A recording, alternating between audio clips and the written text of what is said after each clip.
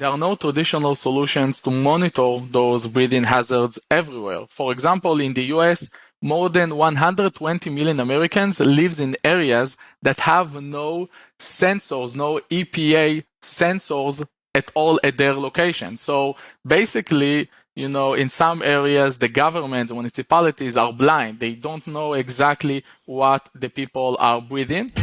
Welcome to 20-Minute Leaders. Just sit back, relax, and learn from the leaders of today. It's a journey. Each one is different, unique, inspiring. Let's get started.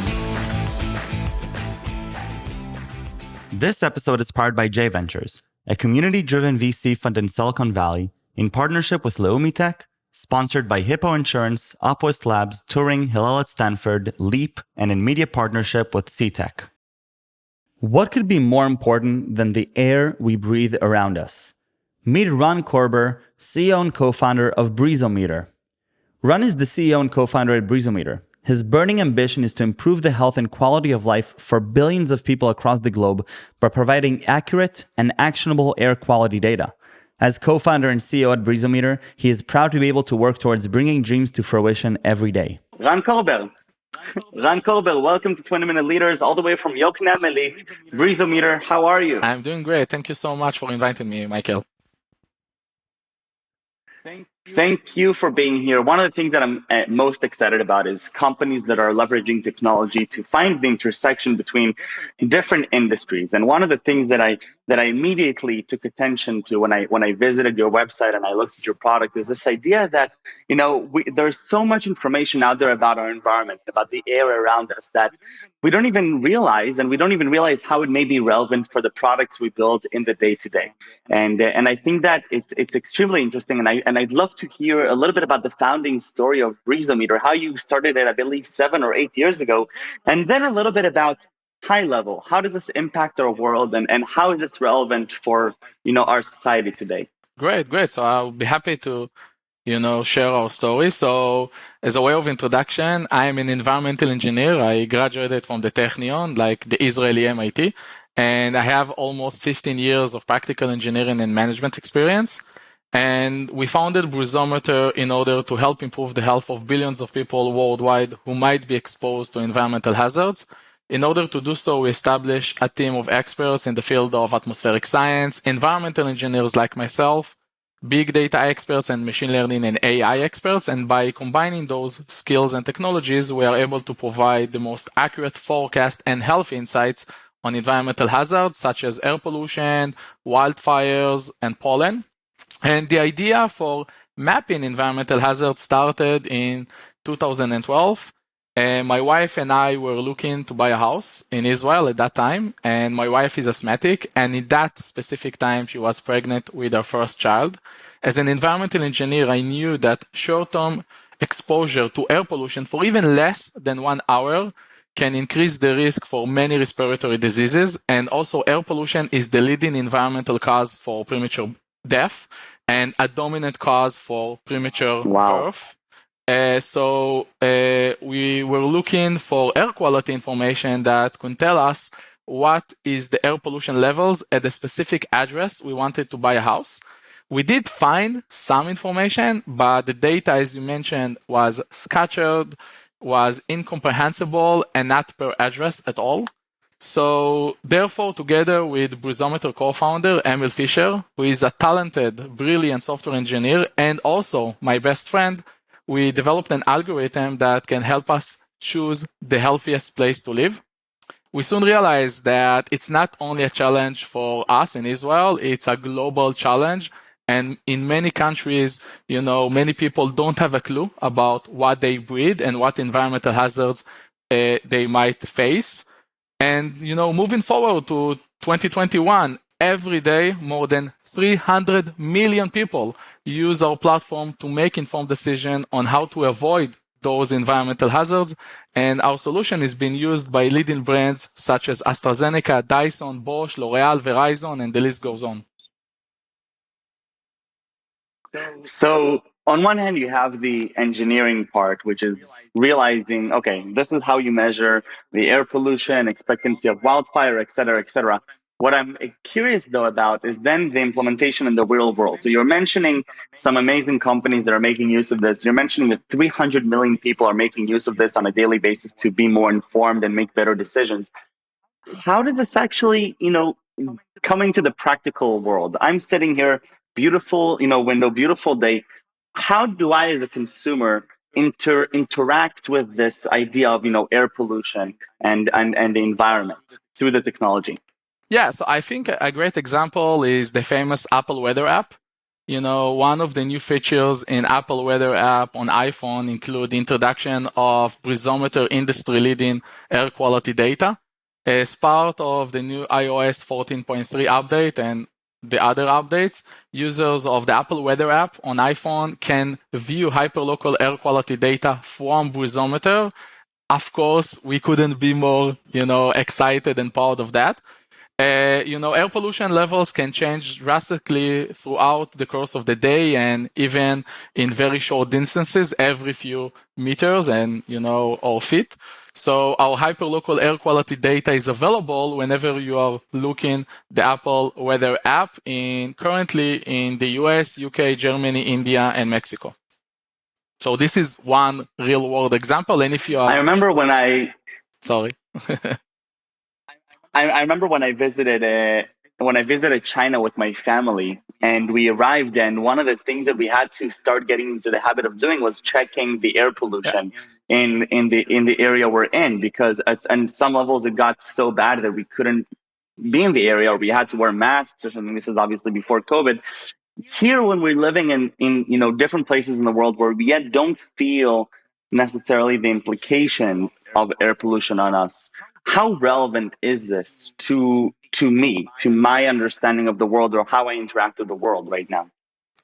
Yeah, so I will be happy to share some statistics. If we look on only the US, we'll start with the US, for example.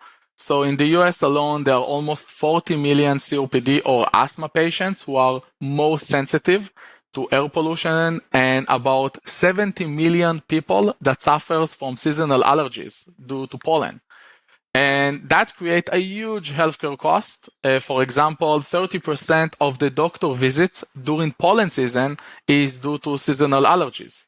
And if we look worldwide, according to the World Health Organization, air pollution is the single biggest environmental health risk that is linked to the death of more than 8 million people every year. And the healthcare cost of air pollution alone, which is only one environmental hazard out of a range of environmental hazards which we forecast, is more than 5 trillion annually in dollars annually globally. So it's a huge healthcare cost. So if it's such a huge thing, how come I don't hear about this in the day to day?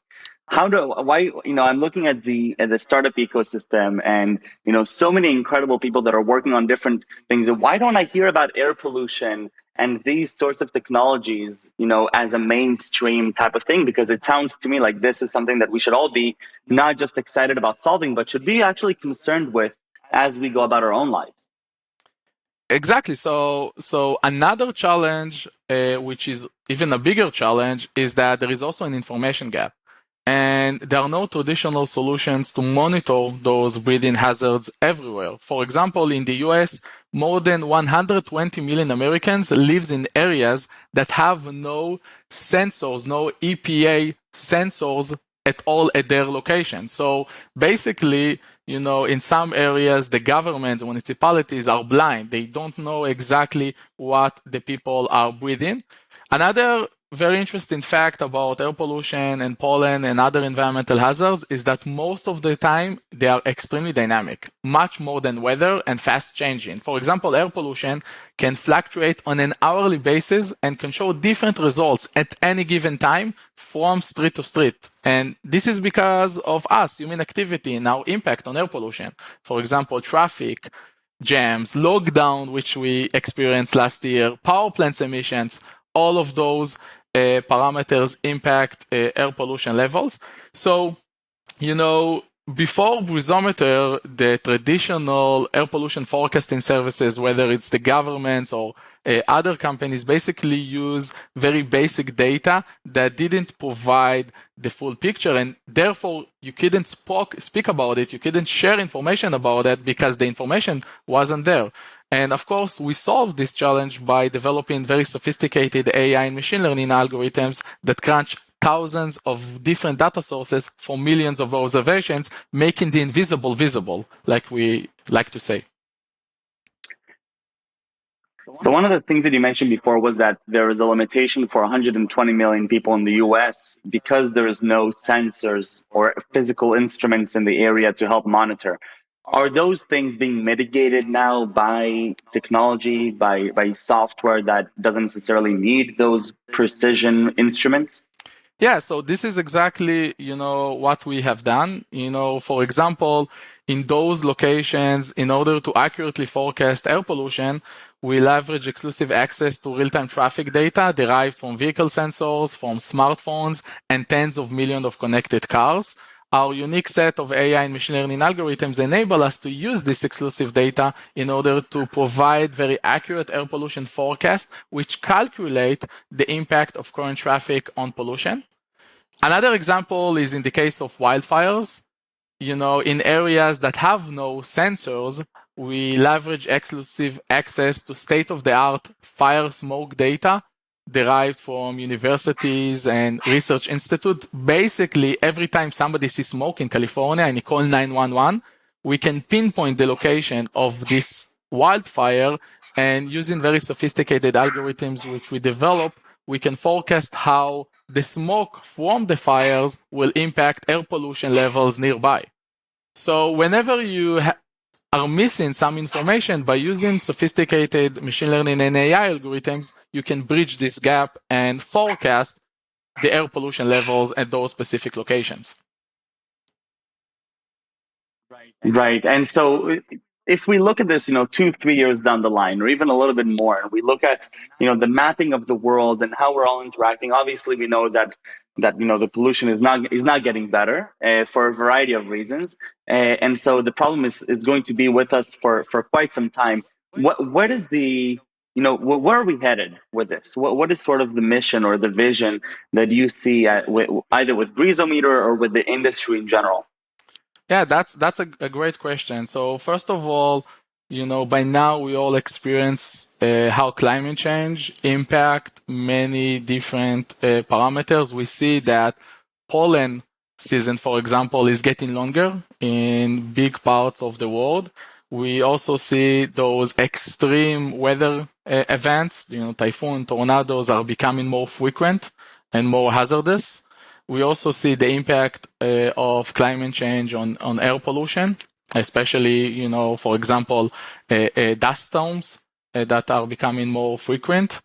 And, what we believe at Brizometer is that using our core technology and our, the experience we have gained in the last several years, we will be able to democratize other environmental data, become the Google of environmental data. So far we have succeeded to provide the most accurate insights on air quality, pollen, and wildfires.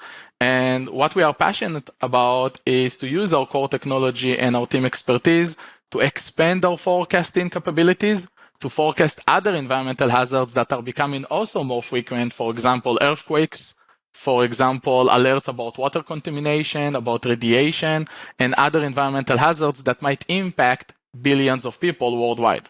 So this is what we are striving to do, and this is what we are here for.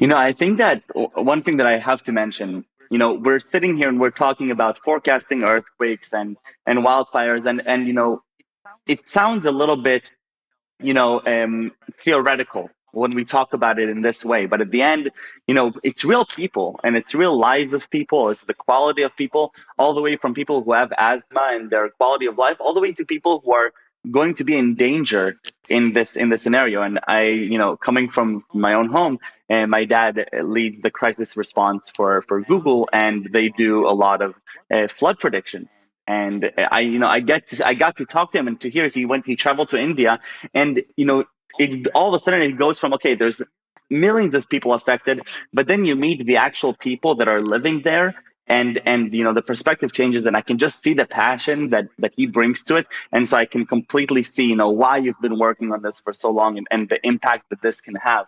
Tell me a little bit back to the air pollution today, and you mentioned that there are a variety of companies already integrating with BreezoMeter. How does it actually, how do they actually make use of it? How does, for example, Dyson use it? Or I understand, the weather apps, but what are some interesting use cases that perhaps even may have surprised you as you've been integrating with a lot of these companies? Yeah, that's a great question. Just to add to your last comment about your father, think about the people that works at Brizometer. We are very privileged and very proud of what we do. And we are still relatively a very small company. We are a team of 50 people, 50 people who have different expertise, environmental engineers and software engineers and machine learning experts, but eventually only 50 people that have the privilege to serve more than 300 million people on a daily basis and actually help them to improve their health, help them to improve their well-being, and help them to even, reduce the risk of life-threatening events, for example, fires. So this is, thanks to the development of technology, and we are very proud of that. To answer your questions, a great example which we are very proud of is in the field of healthcare. For example, among our customers in the field of healthcare is Propeller by ResMed, which is a very famous California-based medical equipment company with over of 2 billion of annual revenues. And ResMed primarily provide cloud-connectable medical devices for the treatment of asthma, COPD, and other respiratory conditions. And Brizometer Insight Engine, which is powering Propeller app, provide a highly personalized predictive service that notify asthma or COPD patients whenever their personal asthma forecast might be poor. For example, if the pollen count is high at an individual location, the Propeller Health app will warn this individual so he can take action ahead of the time. For example, closing the windows, or turning his air purifier, or even use preventative medication to make sure that he doesn't experience any symptoms. And ResMed app powered by our technology have delivered astonishing outcome to over 100,000 asthma and COPD patients in clinical trials. What they have found out that using our service, we can help reduce emergency department visits by more than 57%. Think how much it's crucial during the pandemic. We can help reduce asthma attack by almost 80% to those 100,000 patients. Wow. And those 100,000 asthma and COPD and asthma patient had 50% more symptoms-free days. So they actually lived, better, more healthy lives, and we couldn't be more proud of those results. Ran, I think that you're working on some of the most exciting and impactful things that possible, and I can only imagine. Now you're talking about 300 million, but really, the audience is 8 billion or 7 billion. I can't even keep up with our population, and so I can only imagine where it's going to go from here. 20 minutes go by very, very fast, but I do have time for a few short questions. Are you ready? Yes, I'm ready. All right. Favorite subject in school, K to 12? Biology, for sure. Biology. Yes. Why biology? I truly like that. The world is a very complex organism. And, once you deep dive on that, you actually understand that everything is connected. And this is why I also went to learn environmental engineering. As an environmental engineer, you use different organisms to help save or, increase wellness for other organisms as well. So you use the entire environment as a lab for you. And it's very, I was very passionate about that at school. I'm still very, passionate about that. So biology for sure. Very cool. Okay, one of your role models, and professionally, personally, a role model. Yeah, so Elon Musk, and if you want another one, Peter Thiel. They used to work together, competed even with each other at some point of time. So yeah, so those are my two favorites for sure. Why those two specifically? I think, Elon Musk, by now proved that everything that you think can happen if you focus on developing the best product, the best technology, and so I truly admire him. I think many people by now admire him. So it's not something that might surprise. Peter Thiel, on the other hand, while Elon Musk is very focused on the product and tech, Peter Thiel was more focused on building a culture, building a teamwork, building a business, thinking about, how the business can create a monopoly or how you can compete. So both of them very, very successful. Both of them eventually work together, at some point competing with each other. And it's a special times when you have those amazing entrepreneurs, doing great things in the world. Wonderful. 3 words you would use to describe yourself. So first, optimistic. I am very, very optimistic. The next, I think will be cool. It takes a lot of work to try to make me less cool or unhappy. When the pandemic hit and NASDAQ collapsed and many entrepreneurs received emails from their boards about laying off people. I was actually excited about, facing this opportunity, facing this challenge. And I was, super cool about not doing a fast, mistake. Word number 3. I think a father. Yeah, a father. Even now, although I'm super passionate about what I'm doing, being a father is something that I'm most proud of. Amazing. Ran, toda rabba. Thank you very, very much. This was wonderful. Keep making the positive impact. Thank you for spending these 20 minutes with me. I really appreciate it. And stay safe and stay healthy. Yeah, you too. Thank you so much.